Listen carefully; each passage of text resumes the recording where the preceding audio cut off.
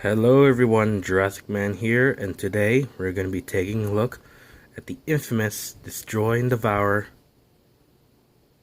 Indominus Rex. Let's begin this review. A little disclaimer here, this is actually a remade of the one I made previously. The one I made was back in June, and I was gonna premiere it in June 11th. However, I had some family issues and some other stuff that I don't want to get into.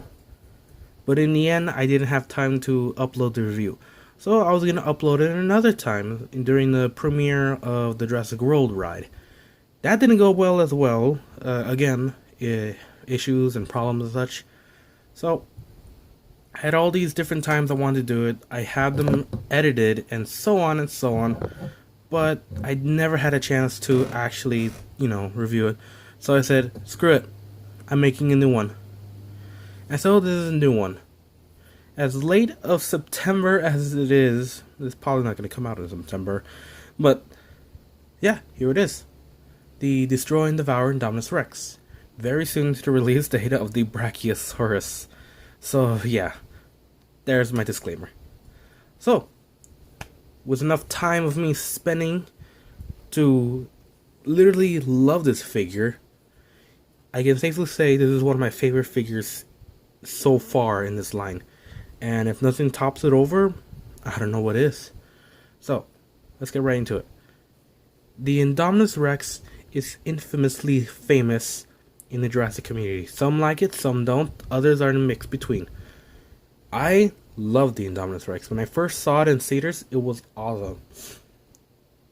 Now, I wish the toys were the same. Back when the dark ages of the Hasbro timeline, we had at least 4 or so Indominus Rex figures released, and none of them were as good as that of the movie. Yeah, they're passable back then, but now looking at them, they look like bootleg toys. Heck, there was a bootleg toy that was released like a few years ago that a lot of people said, oh, it actually looks better than Hasbro's toys. And surprisingly, it does kind of look better. Not great, but you don't want to compare yourself to bootleg toys. So, let's see what Mattel has to offer with this bad girl, or as it was originally called, bad boy, Indominus Rex. Now, there are some key features to this that makes it more unique than the other Indominus Rex figures. And that is, it is the third one to be electronic, not unique. However, it has the most action features than all of them, as they only had the one mouth move down with the arm lever. Here, the arms are separate. The mouth mechanism is on the base of the tail. And of course, the glowing feature comes from the throat. And there's even a button for that when swallowing a victim. Now, I really want to show most of them here. However, this table is not too big and my bed is too soft to do a full review on most of the stuff. But I'm pretty sure at this time everyone knows what it is. In fact, I'm going to make this video more dedicated into comparing the old Hasbro toys. So it's not much of a review, more of a comparison review. So yeah, you press the base of the tail and he roars. Should roar. I meant she. It's easy for guys to identify other things as males. And as you see, there was a glowing feature during the third roar, and only the third roar, which is the longest one. Another feature is on the back, which I'm sure you know, which lets the arms slash in together. What you can do is that if you lift the Indominus high, oops, that's not good. Maybe we should take it out of the box. If you lift the Indominus high on his leg, the Indominus will be in a cranked position.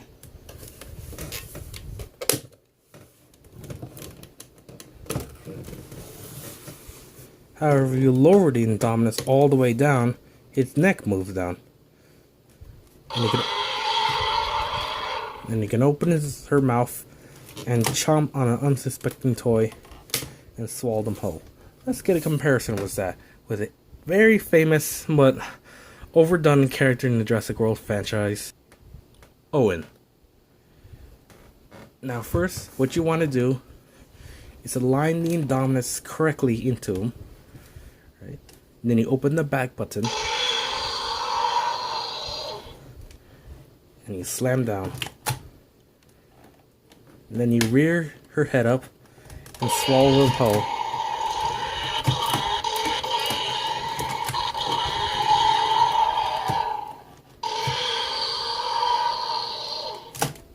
And honestly, that's pretty cool. And if you look in the inside of her mouth, you can see Owen. There's a button in the back with a smiley face on it. And there's a... Press the button and you can see Owen through the body. Not all the way since all this lighting, but you get the idea. So, that's basically the Indominus figure. Color-wise and scales, it is a better improvement than the original. She has more prominent osteoderms. Her scales and scoots scoot out much better. She has nice details on her face. Even in low lighting, you can even see the amount of detail that are on her face. Paint job, well, the Indominus didn't really have much of a paint, but she wasn't completely white or gray. In this low light, you can really see that she is not the right color Indominus Rex. She should be a bit more darker, but you gotta do what Mattel has to do. These are mass-produced toys, so they're not gonna have the greatest of quality. Which means her fingernails aren't painted. Which is gonna be weird considering that Mattel, or not Mattel, Hasbro actually had them painted. So, let's get right into the comparison. Oh wait, I forgot to show this. The little collector's card for the Indominus Rex. It is a very nice rendition of the Indominus Rex too. And it kind of shows that she is the most overpowered character on this entire line, as she is extremely top tier. 38. She's slightly slow, but you know, she makes up for all her strengths. She could take down a T-Rex on her own.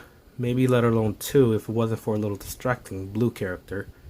So yeah, let's get right into the comparison of the infamous Hasbro figures. Now we're going to start from first to last, which means it's going to be from the first Indominus figure I own to the very end. And that has to be this one. This one actually holds a special place in my heart because it's the first official Jurassic Park toy I ever owned since back in, well, 2003. The Versus set. I think that's what it's called.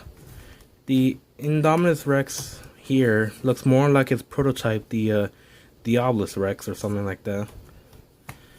And there was a very problem with Hasbro and their scaling on the dinosaurs. They were off scale no matter what happens. It all started back in Jurassic Park 3, but it still continued on until as recently as 2016 or 17. It's kind of sad that Hasbro didn't do anything good with this line. I mean, the first Jurassic Park 3 toys, they were sculpted by the people who made the Star Wars toys at the time. So you would have think they would have made them really good, but they didn't. Apparently Hasbro probably had these decisions to make these small, cheap, and very hard plastic. Not to mention they pinch. Oh wow, she's Stan for the first time in 3 years. I'm not lying. But you know what? This guy is also revolutionary because he introduced the new battle damage system that you see in most figures. However, in those old ones, they're more of a swivel connected to the body, while this one, ow, is a spring loaded, and it kind of hurts a little. Not to mention this guy hurts a lot. Very stiff, very clunky, and very loud. Next, we're gonna go with the second famous, or in this case, really famous, Indominus Rex toy. The Bad Boy Indominus Rex, since there's really no official name for it, and his code name was Bad Boy, even though it's not a boy. Despite the fact this Indominus Rex is slightly larger, it is less detailed, The arms are inaccurate if you look at them compared to each other. They're huge arms. The head is actually fairly accurate size. However, the size and the bulk of the head is just ugh. And already you can see that the rubber is already deteriorating inside of it. It's kind of sad because this is my first one. However, I did notice that this guy is actually louder than the Mattel one.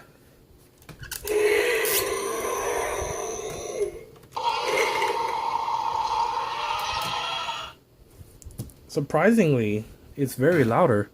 However, it does have the light up feature that you can see back here on the body, as the Indominus has hers on the new one on her throat. I guess it's sort of a trade-off. Instead of having lights in the body, you have them in the throat. But you know what? There is one good benefit that this Indominus has than all the other ones. She stands. And that was the first thing that Mattel wanted to do, was this figure. Which is actually funny. Next, it'll be the one that has, I guess you could say, triggered the entire Jurassic community. And that is the... Oh man, I don't even know what it's called anymore, and I don't want to look it up. But this guy, the Ludia Indominus Rex, with his big old ugly Jurassic World logo. You know, I never got used to this, and I never will. I'm glad what Mattel decided to do with it, with just a stamp. That's pretty good. The paint is bland. The details is a resculpt of the original. Heck, the tail is the exact same as the other one. The mechanism is so weird. Yeah, about this, the speakers no longer work, so I can't really show the sound, but it did share the same roar as the new one. She has buck tooth and snake fangs on her body. Her spikes on her head are protruding a lot more worse than they are. And her action feature, which reveals the spikes on top, are kind of weird too. It is still a cool mechanism, but it's just weird. Not to mention, all these guys have one thing flaw that Mattel seemed to have fixed. And that would be the infamous bullet hole screw holes that a lot of people recognize when it comes to the Hasbro figures. They all have them. There's not a single one that does not. And even if they do, they're probably like obscure from the body. Either they're on the side or underneath. It was truly a dark time for us Jurassic fans. It truly was. Truly, truly, truly. But you know what? We're out of that deadbeat cycle. And now we're in some of the newest and greatest toys that has rivaled that of Kenner's Jurassic Park line. Mattel's Jurassic World line. Now, I know you guys want me to compare it with other figures such as the Indominus Rex, or not the Indominus Rex, the Spinosaurus, the T-Rex, and of course the Indoraptor. Now, I don't want to make this video too long, and it already is. This is mostly just a comparison and review video. So, you have to deal with it. And now, what score would I give this Indominus Rex figure? Well, it's pretty obvious. It's a 5 out of 5. I see nothing wrong with this figure, and I just love it. I love it. I love it. I'm glad that it is very available in most stores, and if you still haven't picked one up, what are you waiting for? Pick it up. I know it might be still expensive, but you know what? It's okay if you buy it as a price it is now to support Mattel, because more money means they'll have more cost, and they'll make more cool looking toys. They'll make them look better. They won't make them look cheap. And we can probably get more figures down the line. Maybe an Apatosaurus. Or maybe something else. Who knows? Now, the retail price on this guy is at least $40 or $39.99 in most US stores. At a short period, it was actually $3.99 or $2.99. It was all $30 when it first came out, which was kind of a blow because I got this guy, at the same price, or gal, I'm sorry. But, you know what, like I said earlier, support the team. So, I hope you guys liked this review. Remember to like, comment, and subscribe. And I see you guys on the next one.